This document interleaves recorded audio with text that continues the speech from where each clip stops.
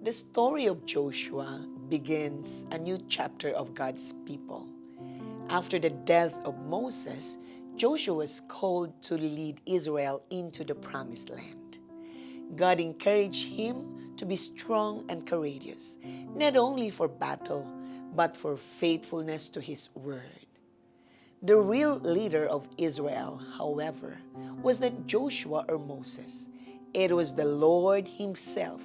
This truth reminds us today that every human leader serves under God's authority and success depends on His presence and guidance.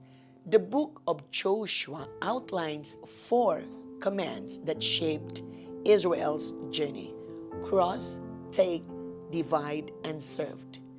This represents stages of faith, crossing obstacles, taking hold of God's promises, sharing blessings, and living in obedience.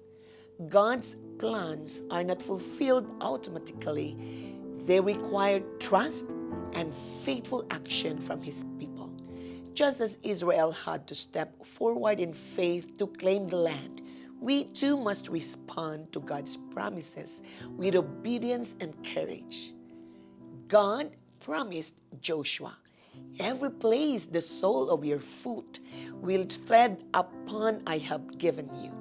Though the land was yet to be conquered, God spoke as if it was already done because His promises are sure. Our role, like Joshua's, is to trust God's word even before we see the outcome. True prosperity and success are not measured by wealth or status, but by harmony with God's will. The Hebrew words chalak, prosperous, and zakal, wise, show that success comes from acting wisely, living by faith and obedience to God's law. As Psalm 1 describes, those who delight in God's word are like trees planted by rivers of water, faithful and steadfast. Faith and obedience are not opposites, they work together. Faith accepts God's promises, while obedience demonstrates trust in His wisdom. As Romans 3:31 says, faith that does conceal the law but establishes it.